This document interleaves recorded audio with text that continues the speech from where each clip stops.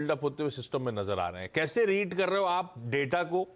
आज इस तरह के अगर आधे % की गैप अप की हम तैयारी कर रहे हैं तो कैसे निफ्टी पे, कैसे निफ्टी बैंक पे वीरू स्ट्रेटेजाइज करना है?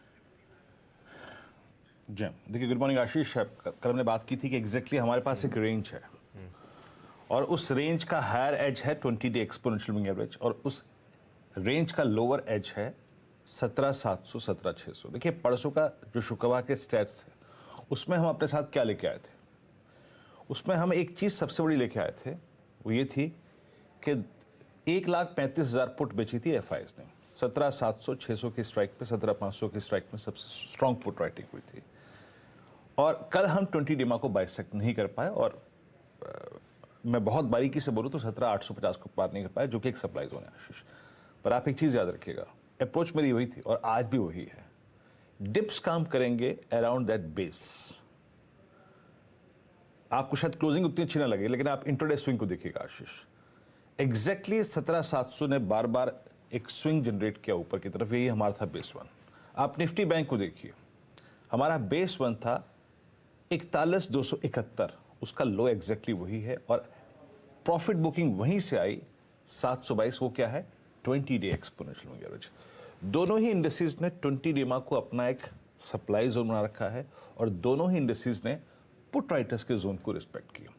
भले ही इस सेशन में आप देखें कुछ ना हो बड़ा, लेकिन रेंज मोर और लेस मेंटेन रही। और मैं इस बात पे एम्फसाइज आशीष इसलिए कर रहा हूं क्योंकि अभी भी ये वीकली कॉन्ट्रैक्ट बहुत ज़्यादा टसल में है, मतलब घिरा हुआ है ऑप्शन राइटर्स से, कॉल राइटर्स, पुट राइटर्स, और इसमें एक डायरेक्शनल ट्रेड निकालना बहुत मुश्किल है और आपको ट्रेड जोन वही मिलेगा।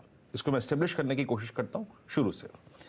एफआईएस, बिल्कुल सही कहा आपने। डीआईएस की अगर आप देखें, बाइंग के अगेंस्ट लगभग उसी क्वांटम की सेलिंग, 1203 करोड़ रुपए की, 1218 करोड़ रुपए की अगर आप देखें एफआईएस की सेलिंग। एफआईएस ने हायर लेवल्स पे 8191 करोड़ रुपए का, 2191 करोड़ रुपए का इंडेक्स बेचा, फिर शॉर्ट इन्फ्यूज किए, 65 करोड़ रुपए का स्टॉक फ्यूचर बेचा और 1527 करोड़ रुपए का अगर आप देखें इंडेक्स ऑप्शन बेचा।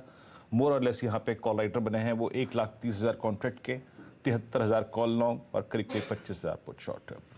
क्या करना चाहिए आशीष? मैं आपको एक बार पिरामिड्स दिखाता हूँ इस वीकली कॉन्ट्रैक्ट के, और ये वीकली कॉन्ट्रैक्ट कितना घिरा हुआ है उसी बात से, आई मीन कॉल राइटर और पुट राइटर के कन्विक्शन से। देखिए जरा एक बार, आपकी स्क्रीन पे 3 स्ट्राइक्स कॉल की दिखेगा, 3 स्ट्राइक्स पुट्स की दिखेगा। ये 3 कैंडल्स 17,700, 800, सॉरी 600 और 500 ये पुट राइटर्स हैं, और आप देखिए 17,800, 900 और 18,000 पे कॉल राइटर। 18,000 पे बहुत बड़ा कॉल राइटर खड़ा है, उसको छोड़ देते हैं, वो मैदान में नहीं है अभी, वो बहुत सेफ खड़ा हुआ है। मैदान है अभी 17,700 और मैदान है अभी 17,800 ऊपरी छोर। ये जोन बहुत स्क्यूज है। लेवल्स लेके आइए, मैं थोड़ा सा एस्टेब्लिश करने की कोशिश करता हूं कि हमारे लेवल्स क्या कहते हैं। फर्स्ट जो रेजिस्टेंस की प्लेट है उसमें जब 17,847 871 है, वो क्या है? 847 एक सप्लाई जोन है और 871 आशीष 20 डे एक्सपोनेंशियल मूविंग एवरेज है, ये एक सप्लाई जोन है।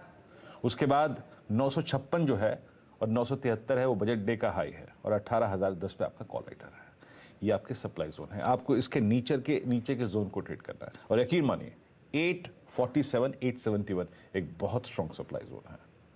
नीचे की तरफ क्या बेस है हमारा बेस वन है 17,725 17,667, यानी आपको जो ट्रेड जोन मिल रहा है ना आशीष, वो यही है। बिलो रेजिस्टेंस वन, मतलब रेजिस्टेंस वन के आसपास आपको लिक्विडेट करना है और आपको एंट्री पॉइंट तलाशनी है क्लोजर टू बेस वन। ये अप्रोच रखिए। अभी हमारे पास ट्रेड जोन बहुत थिन है आशीष, फ्रेंकली स्पीकिंग, क्योंकि इसी हफ्ते अब कुछ दिनों बाद एक इवेंट लाइंड अप है पॉलिसी, शायद वही इस दायरे से बाहर निकाले, अदरवाइज मुश्किल लगता है। तो इस दायरे को प्ले कीजिएगा और एक चीज याद रखिएगा, दोनों ही इंडस्ट्रीज पे RS1 और बेस वन अगर टूटे तो बहुत बहुत पॉसिबल है कि सेकंड जोन आ जाए, यानी बेस वन टूटे तो बेस टू भी आएगा। फॉर इंस्टेंस अगर 17,667 वॉलेट होता है तो आप जाएंगे 545 के जोन को भी छुएंगे। सो ट्रेड अकॉर्डिंगली, क्योंकि वो है आपका 200 day exponential average. And same is the case with Nifty bank. Please Nifty bank के पिरामिड्स लेके आइएगा। कल हमारी बात क्या हुई थी Ashish? Buy the dips and book, 2 zone में बुक कीजिएगा। 41,700 20 day exponential moving average, 42,000 50 day exponential moving average, 42,000 पे बड़ा कॉल राइटर, 42,000 पे बड़ा कॉल राइटर अभी भी है। 41,500 का कॉल राइटर कल आया और 41,000 पे पुट राइटिंग भी है। जरा प्लीज निफ्टी बैंक का बेस 1 लेके आइएगा।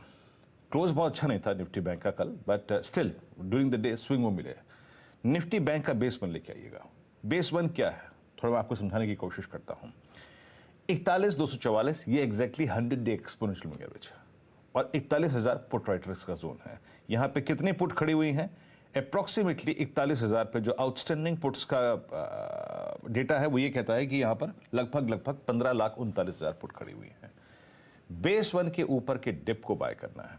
और एक और चीज याद रखिएगा, जब भी आप उस डिप को बाय करें, आपका एग्जिट जोन क्या है? प्लीज रेजिस्टेंस जोन लेके आइएगा। आपका रेजिस्टेंस जोन है आशीष वही 41,510 पहला, क्या 41,500 का कॉल राइटर। ये जोन निकलता है तो आप 671 को स्ट्राइक करेंगे। 671 is following 20 day exponential moving average.